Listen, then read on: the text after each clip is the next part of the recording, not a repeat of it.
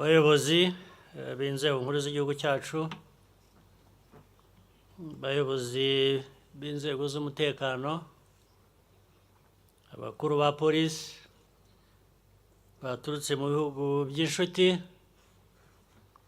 ba ofisiye bashya barangije amahugurwa, ababyeyi n'inshuti zanyu, Banyarwanda mwese mbanje kubasuhuza, nizeye ko mwiriwe neza mumeze neza.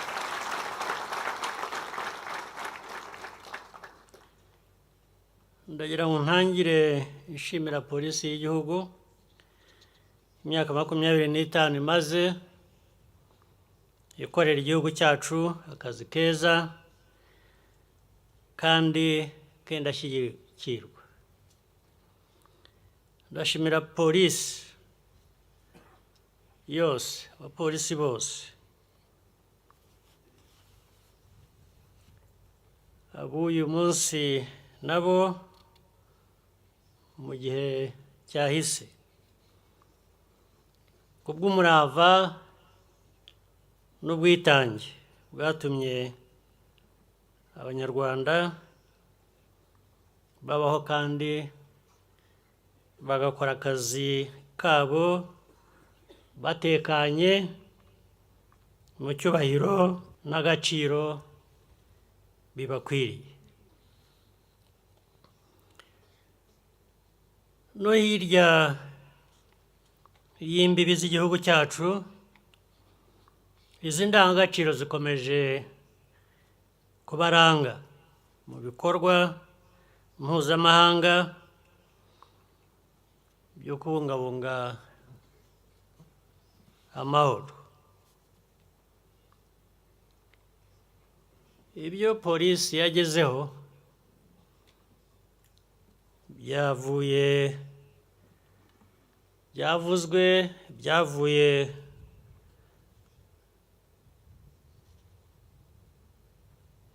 ku gufatanya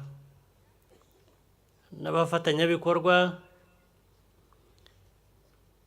batandukanye barimo izindi nzego z'umutekano, ariko cyane cyane bikaba byaragizwemo uruhare rukomeye n'Abanyarwanda ubwabo. Uyu muco mwiza wo gukorera hamwe n'imbaraga twifitemo tugomba kurinda kandi tugakomeza kuzubaka.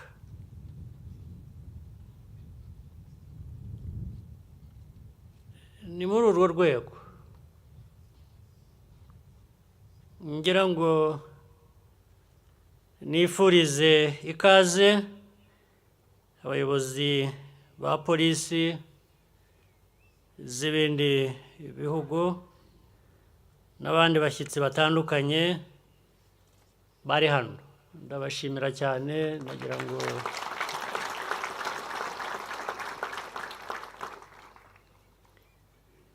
twese dusangiye ubushake bwo gukomeza gukorera hamwe mu kurinda umutekano wacu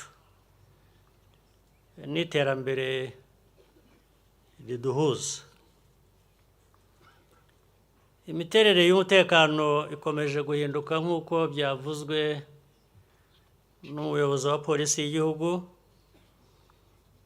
kandi ibyaha biragenda birushaho gukorwa mu buryo bugoye,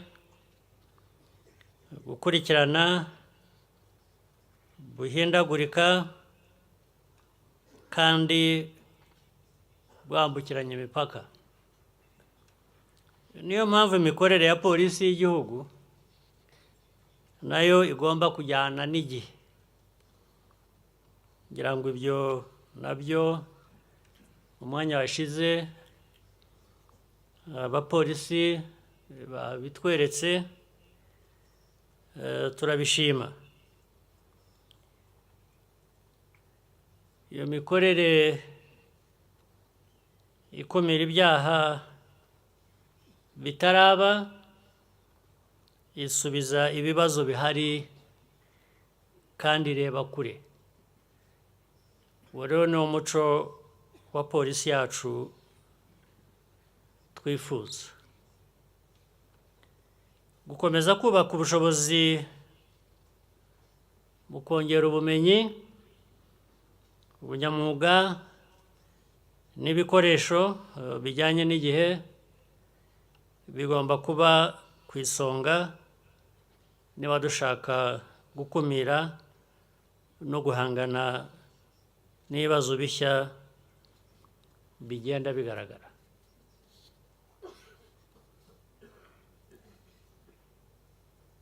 Kuri ba ofisiye ba polisi bashya barangije amahugurwa, tubashimiye kuba mugeze kuri iyi ntambwe.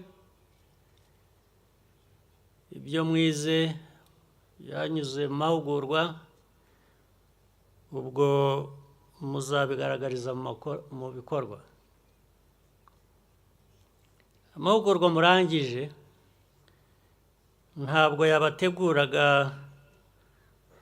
mu buryo bw'umwuga gusa, ahubwo yabubatsemo indangagaciro zifasha gusobanukirwa neza icyo gukorera igihugu n'abaturage bivuze. Tubatezeho kwanga ruswa, gushishoza mu gufata ibyemezo no kuzuza inshingano zanyu uko bikwiye. Ndagira ngo kandi nshimire imiryango yanyu imwe iri hano ku cyizere n'ubundi bufasha mwahaye abana banyu. Ndashimira iyo miryango.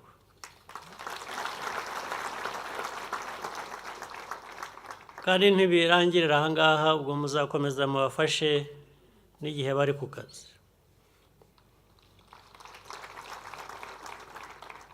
Kuba mwarabishyigikiye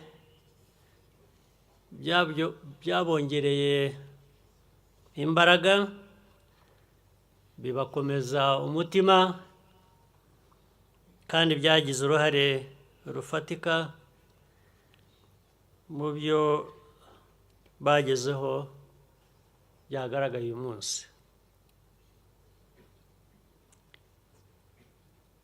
Ku muryango mugari wa polisi y'u Rwanda, iyi sabukuru ni umwanya wo kwisuzuma, mu kongera gushimangira indangagaciro n'imikorere biranga uru rwego. Mukomeze kuba abanyamwuga ndetse no kwicisha bugufi ntacyo byabatwara mu kazi,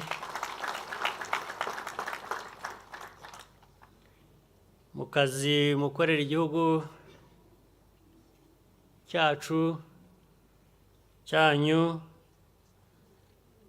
n'abaturage bacyo. Ibyo maze kuvuga ni ngombwa. Ibi ni byo bizatuma icyizere Abanyarwanda babafitiye no gukomeza ndetse kubafasha bikomeza gushinga imizi.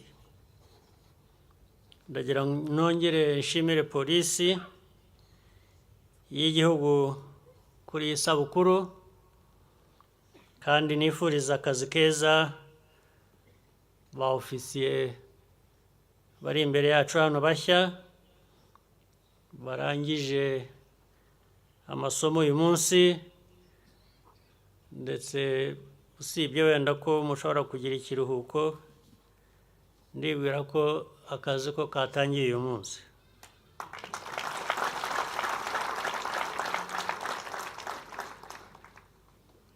Mwese mbifurije gukomeza kuzuza neza inshingano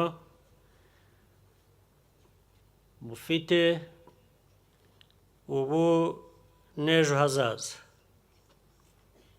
Ndagira ngo rero ndangize ijambo ryanjye nifuriza abayisilamu bose mu Rwanda no hirya no hino ku isi bizihiza umunsi mukuru wa Eid Mubarak.